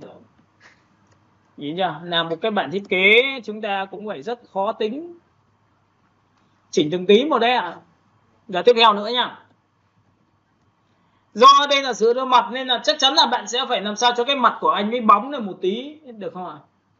Và để muốn làm cho da mặt có khối hơn và cái hình thể có khối hơn thì người ta qua một cái công đoạn nữa, đó là công đoạn để chỉnh sáng tối. Các bạn nhìn này, công đoạn cuối cùng là dành cho việc chỉnh sáng tối phần ảnh, đó là tôi sẽ lập ra một layer mới cho các bạn. Đây ạ. Các bạn sẽ nhìn vào đây ạ. Trong cái phần này chúng ta có phần là level là giá trị chỉnh sáng tối. Các bạn chỉ cần lưu ý là thầy Khánh nhấn mạnh chỗ là chỉnh sáng tối thì ok, chúng ta sẽ chọn vào đó. Còn bình thường hôm nay chúng ta chỉ học về bố cục, về pen và chúng ta đặt cái hình như nào, chúng ta cắt hình như nào và xử lý bóng đổ ra sao cho nó chốt lại. Nhưng mà để muốn làm ra một sản phẩm chuyên nghiệp và kiếm được tiền thì chắc chắn là chúng ta phải xử lý qua những công đoạn như thế này.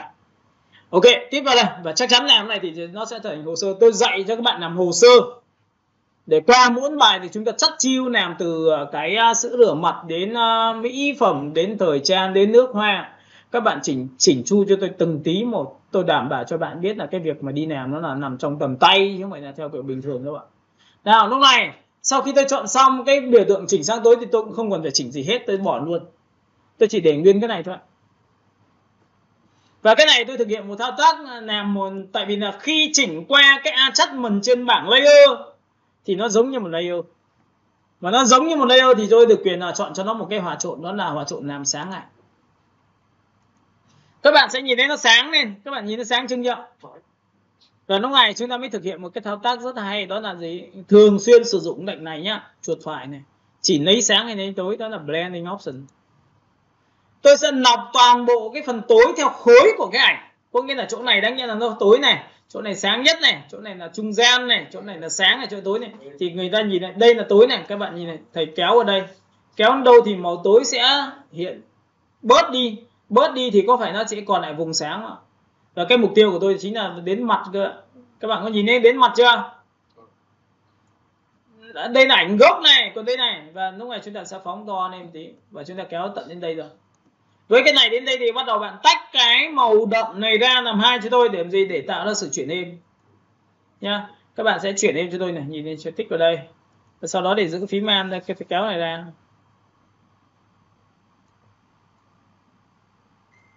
Các bạn sẽ nhìn thấy là tôi đã chỉnh xong được cái phần da mặt của đối tượng của thiết kế của chúng ta đây. Đấy nhá, các bạn nhìn này chưa? Trước sau này, trước này. Không có khối, sau này. Nhìn đâu ạ? Các bạn hiểu cái này của tôi chưa? Và có nhiều người rằng là bảo là thầy ơi, em chỉ muốn áp dụng vào chính cái mặt của cái người này thôi mà không muốn chỉnh ra những cái phần mây. Các bạn có nhìn thấy bị dính ở phần mây nữa không ạ? Nhìn nó dính ở phần đá nữa không ạ? Thì bây giờ để muốn là ra mỗi cái mặt thôi thì người ta chỉ cần chọn vào thao tác là biến cái này, cái mặt nạ của miếng này, ấn vào Ctrl Y là mặt đã đen thì không nhìn thấy. Và sau đó thì dùng một cái bút B, bút B này phải là màu trắng nhá, và tô vào đây này thì nó sẽ hiện lên cho các bạn. Tô vào đây, có nhìn không ạ? Và tô đến đâu thì nó sẽ hiện lên đấy, thì tôi sẽ lấy mỗi cái phần mặt ra, tôi không lấy phần nào hết, nhìn thấy chưa? Ok, lúc này các bạn sẽ nhìn thấy phần mặt tôi đã có. Nhìn trước sau này, tay tôi phải gầy tí nữa này. Ok, trước sau này, có nhìn thấy phần mặt chưa? Ok, đã xong.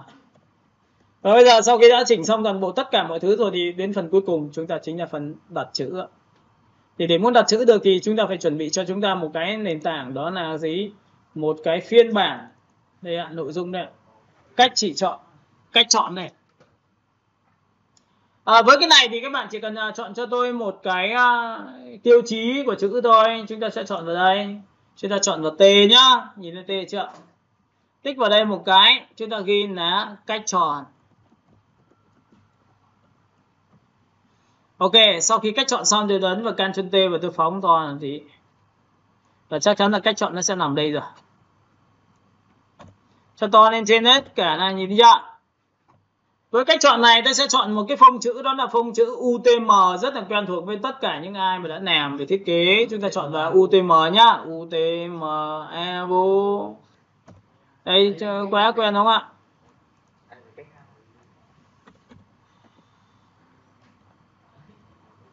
Được chưa?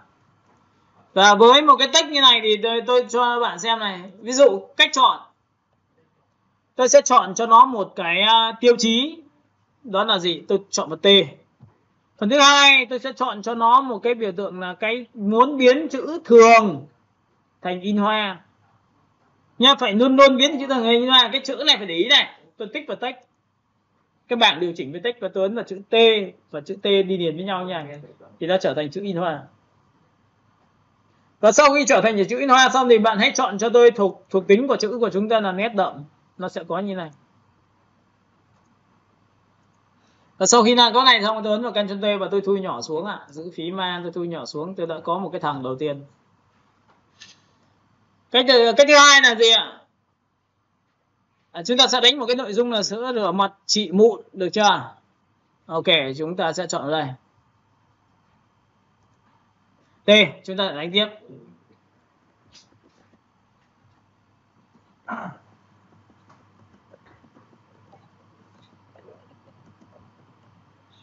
Ok, sau khi đã chọn xong thì chúng ta ấn vào Ctrl T và chúng ta kéo ra một tí và chúng ta đánh nốt lại các phần còn lại. Đây.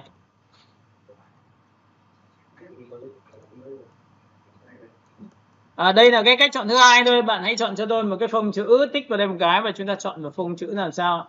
Nét lúc này thì các bạn có thể chọn cho tôi là nét gì. Trông thì có vẻ là chúng ta chọn vào đây. Chúng ta chọn vào UTM. Tôi thì nghĩ rằng tôi sẽ chọn một là đây. Tôi chọn vào đây, tôi chọn là Ctrl T, chúng ta kéo vào đây. Cái này thì tôi sẽ chọn T và tôi sẽ chọn đúng cái màu của thiết kế chúng ta, là tôi chọn vào cái màu xanh như này cho nó dịu. Chưa? Cách chọn thì tôi sẽ chọn vào đây, tôi có thể là cho cái phông chữ của nó là nét mảnh thôi, không cần phải nét dày. Được chưa? Sau đó thì chúng ta sẽ nốt vào phần này cho nam tốt nhất, được chưa? Chúng ta sẽ chọn vào đây cho nam tốt nhất. Và lúc này chúng ta ấn vào Ctrl T và chúng ta phóng to ra. Cái text này thì tôi cũng tương tự như vậy, tôi sẽ cho xuống dưới cùng và cái khoảng cách thì an toàn thì thường thường nó sẽ như này. Nhớ một điều rằng là sau khi làm xong thì cũng phải nhìn xem cái sắc độ của chúng ta. T này, bạn hãy chọn cho tôi một cái phông chữ là cùng là một cái màu như thế này, được chưa? Cái màu trên này nhìn chưa, tôi sẽ chọn vào T và tôi chọn nó sáng là một độ nữa để nó chính phủ là trước, cái này ra sau. Còn cái cách chọn này tôi sẽ chọn là đây ạ, T. Các bạn hãy chọn cho tôi một cái màu đó là màu vàng, được chưa? Ok, tôi sẽ chọn vào đây. Cái này thì các bạn thì cứ chọn vào cho tôi là một là chúng ta giãn ra, hai là chúng ta sẽ đặt vào vị trí Ctrl T. Đấy, thì cái cách chọn này nó chỉ có đơn giản như này thôi, và chúng ta không cần phải dùng khung kiếc gì đâu nhá, các bạn nhớ nhá, chúng ta không có dùng khung rồi.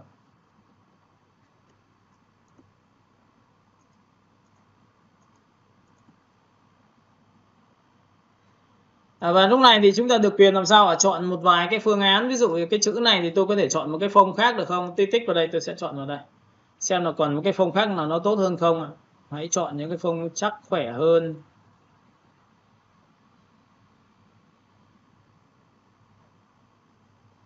Hoặc là các bạn còn nhớ cái phông chữ của Libera của chúng ta rồi đúng không ạ?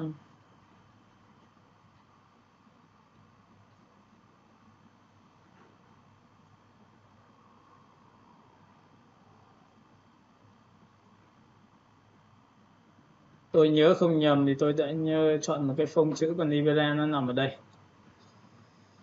Nó nằm trong bộ của UTM. UTM. Đây, các bạn sẽ kéo xuống, tự khắc nó sẽ chọn thôi. Kéo xuống này, đây là phông vuông này, chỉ mụn này, nam giới thì nó là chính là cái này rồi. Đấy nha, các bạn sẽ tích vào đây phát là tự khắc nó sẽ có phông của chúng ta, là tôi sẽ chọn cái phông này.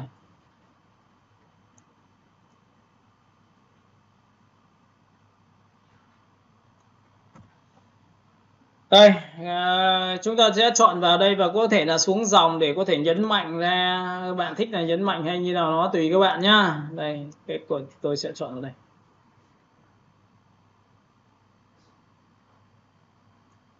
Và T chúng ta sẽ chọn vào phông chữ chúng ta đã bold rồi. Chúng ta sẽ chọn vào cấp độ xem là có thể dày lên đường nữa không. Tích vào đây sẽ xem là nó có thể dày lên một tí nữa này. Các bạn nhìn chưa? Sau khi chọn vào xong thì chúng ta sẽ tích thêm một lần nữa, là ví dụ tích vào đây chỉ mụn, chúng ta chọn vào đây và toàn bộ cái phần chỉ mụn này tôi có thể cho nó to ra bằng cách là Ctrl Shift ấn vào ngoặc nhọn bên tay phải để cho nó to ra. Nhìn thấy không ạ? Và ví dụ tất cả những cái text này thì các bạn sẽ làm sao? Tôi sẽ chọn vào text và tôi sẽ đặt sang bên tay trái, tôi bỏ cái dấu cách đi để đặt như này. Bây giờ thì xuống dòng. Thì lúc này tôi quét qua và bắt đầu tôi lại chọn vào Ctrl ngoặc, tôi tăng cái giá trị này lên. Nhìn chưa? Phần chữ này chúng ta làm một cái thao tác nữa là tôi sẽ chọn vào text và tôi sẽ quét qua và giữ phím Alt đẩy lên trên để nó sát vào cái phần thiết kế của các bạn. Đây, miễn sao chúng ta vẫn đọc được cái text của chúng ta là được. Nha, đây là nhìn chưa? Và thứ hai nữa là gì? Tôi tích vào đây giữ phím An, cái khoảng cách giữa cái đối tượng này tôi sẽ phải sát lại để làm sao nó đẹp hơn, cái bố cục của chúng ta nó sẽ chắc hơn. Đấy, mục đích của chúng ta nó sẽ là như thế này, nhìn chưa? Còn cách chọn của chúng ta bắt đầu sau khi làm xong thì tôi sẽ ấn vào phóng lên cho to hơn như này, tầm đây. Cái này tôi sẽ để xuống đây. Ok. Tiếp theo tôi sẽ chọn vào cái chữ cho nam giới, tôi sẽ đặt xuống dưới cùng. Cái này tôi sẽ chọn vào Ctrl T, giữ phím An, kéo lên, Enter, đẩy xuống dưới một tí nữa. Chúng ta cứ đặt đúng khoảng cách thôi. Tiếp theo cái này tôi sẽ ấn vào T và tôi sẽ làm sao tôi sẽ thu nhỏ lại. Cái này thì các bạn có thể chọn cho tôi là một là chúng ta sẽ căn sang trái. Với căn sang trái như này thì buộc là các bạn sẽ phải làm một cái thao tác đó là T. Tôi chọn một cái màu, ví dụ màu nó trầm hơn. Đây, tôi sẽ chọn màu nó trầm hơn nhá. Được chưa? Và sau khi đã có màu trầm hơn thì bạn vẽ thêm một cái nét từ trái qua phải cho tôi để đặt đúng ở về cái vị trí mà chúng ta mong muốn để. Ok, chúng ta sẽ chọn vào đây. M các bạn sẽ dịch chuyển xuống phần phía dưới cho tôi và đẩy sang trái và lúc này lập ra một layer mới nhá. Và đổ màu, y ngắn chọn vào chính cái màu chúng ta thiết kế. Thấy chưa? Thì đây là cái cách chọn một cái cụm bố cục chữ thôi, nhìn thấy không ạ? Sau khi tôi đã có cách chọn là thứ hai, tôi sẽ chọn vào đây. Cái cách trên này của tôi thì tôi sẽ căn sang trái cho các bạn. Và Ctrl T thì tôi sẽ thu nhỏ lại. Và phông chữ thì các bạn hôm trước là tôi sẽ ấn vào Ctrl O lại nhé. Ctrl O lại để làm gì? Tôi sẽ quay trở lại với cái phần thiết kế của chúng ta từ hôm trước. Đó là bài cô gái. Đấy nhá.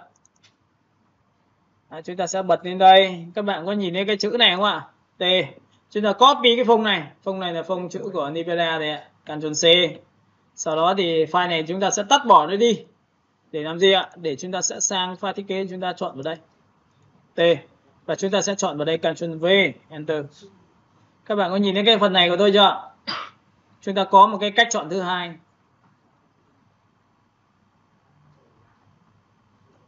Hiểu chưa? Và với cái cách chọn này thì các bạn có thể vẽ cho tôi những cái miếng màu. Ví dụ các bạn có thể chọn một cái miếng màu như thế này. Tôi có thể tạo ra một sự cân bằng từ thiết kế của chúng ta đi từ đây đến đây sang bên tay trái đúng bằng cái hình này. Này cũng tương tự như vậy, lập ra một layer mới và tôi chọn đúng cái màu đó là màu vàng, tôi đổ màu. Được chưa? Với cái này thì các bạn sẽ dùng V và đẩy xuống dần dần cho tôi, và này cũng tương tự như vậy, chúng ta ấn vào Ctrl T, chúng ta sẽ thu nhỏ xuống, giữ phím Shift, chúng ta kéo để.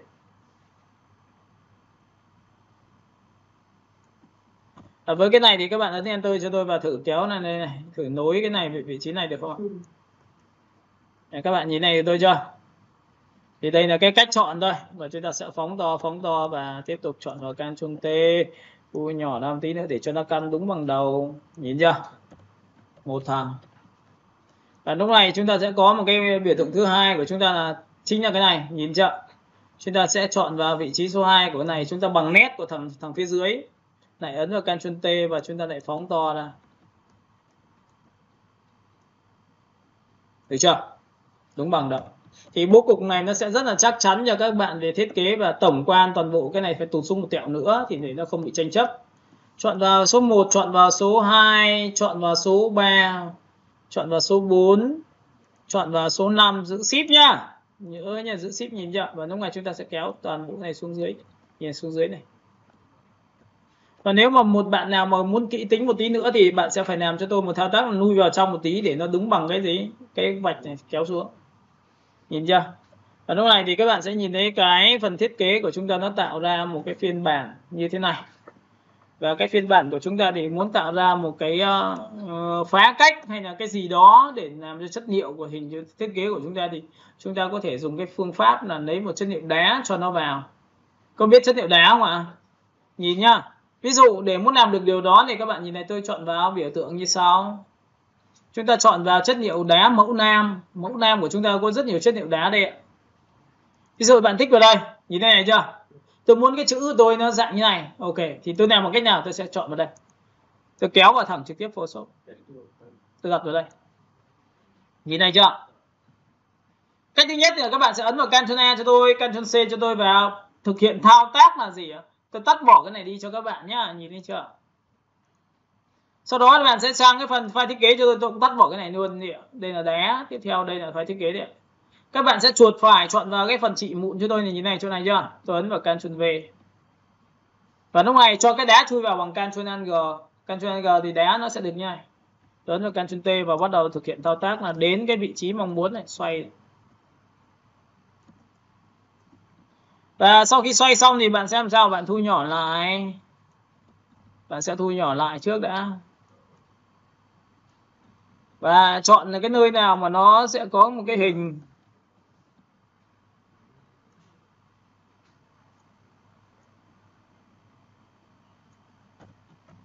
Với cái chất liệu đá mà chui vào trong như này thì các bạn chỉ cần chọn cho tôi một cái hiệu ứng là rơi tầm khoảng 30-40% thôi. Nhìn thấy 30-40% chưa? Chúng ta đây là một cái hình của chúng ta nó như thế này. Nhìn chưa? Chúng ta có thể chọn vào đây. Có nghĩa là mình chọn opacity đấy. Còn nếu không thì bạn sẽ chọn là multi này, nó rất là đậm này. Bạn nhìn này, kéo 100% này, nhìn chưa? Nó sẽ đậm như này, đây là màu xanh của chúng ta. Chúng ta tiếp tục chọn một giá trị nữa là chọn vào color thì nó sẽ là đen trắng đúng không? Thì chúng ta cứ chọn vào normal và cái này thì bạn hãy thấp xuống cái này cho tôi.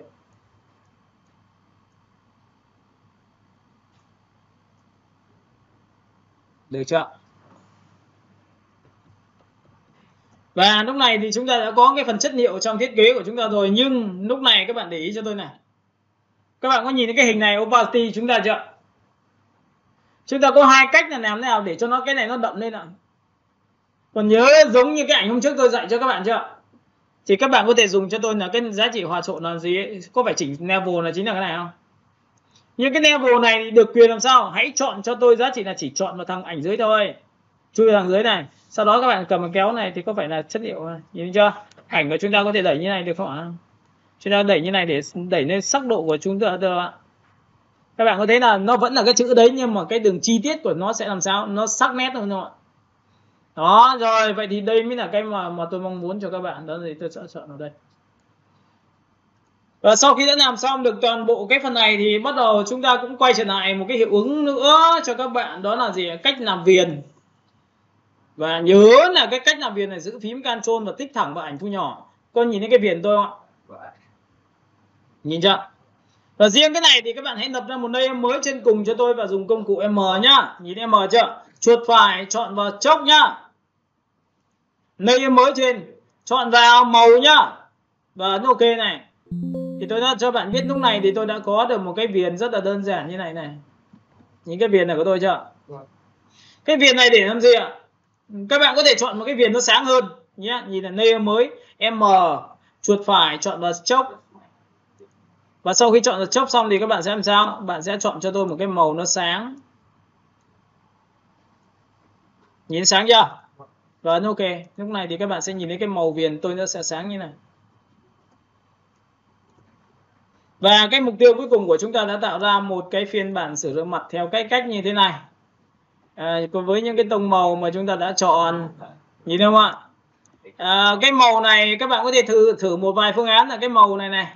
Các bạn nhìn màu này tôi đổi màu bằng cách là tôi sẽ chọn vào khóa nền, tôi sẽ chọn cho nó một cái màu xanh như này được không ạ? Các bạn được quyền thay đổi màu để làm sao nó phù hợp với thiết kế của các bạn. Thì đây chính là một cái phiên bản mà tôi đã thiết kế xong cho các bạn về sửa rửa mặt, nhưng mà nó thiên về poster theo cho nam giới. Và với cái cụm này các bạn nhớ nhé, toàn bộ cái thiết kế này các bạn có thể làm cái thao tác là chọn lại này, chuột phải này, chọn là số 2 này, số 3 này. Được chưa? Và chúng ta sẽ chọn thứ 4, thứ 5, được chưa? Cái này chưa? Và chúng ta sẽ chọn vào cái đường viền nữa là cái gì? 17 này chưa? Đâu rồi? 18 đến đây. Đúng như này chưa? Thì để ý này tay này, nhìn để ý tay chưa? Ấn vào Ctrl T. Giữ cái gì? Kéo này ra được không? Được chưa? Và chúng ta sẽ làm sao? Xem là còn nó bị dính cái gì nữa không ạ? Nó bị dính mỗi cái phần phía trên của chúng ta là loại trừ ông này nhá. Giữ Shift chuột phải chọn vào ông 11. Logo này chọn vào Ctrl T. Được chưa? Chúng ta kéo đây. Chúng ta kéo ở đây. Chúng ta đẩy xuống đây. Ok. Đấy thì đây là một trong những cái cách mà để các bạn lựa chọn và thiết kế của chúng ta để tạo ra một cái phiên bản về cho sữa rửa mặt cho nam giới. Nhìn thấy không ạ? Và chúng ta ấn F để xem được tổng quan toàn bộ nó. Nhìn đây. Các bạn nhìn thấy chưa? Và với cái cách này thì các bạn sẽ làm ra những cái sản phẩm nó tương tự. Ví dụ thu nhỏ xuống, nhìn thấy Z này. Chúng ta sẽ phóng to lên đến tầm này. Rồi đây là cái kích thước thật này. Nhìn chưa? Sắc nét này. Thu nhỏ xuống này. Nhìn chưa? Ok, với cái bài này thì thầy sẽ gửi cho các bạn tư liệu và các bạn sẽ ngồi, các bạn sẽ làm cho thầy nhá. Đầu tiên vẽ bố cục trước, sau đó chọn vào sau, được không ạ? Và lúc này thì tôi sẽ xếp lại, tôi sẽ ghi ra bản thiết kế số 2. Download, chúng ta sẽ chọn vào sữa rửa mặt, chúng ta chọn vào phần nam giới, chúng ta chọn vào thiết kế. Thấy chưa?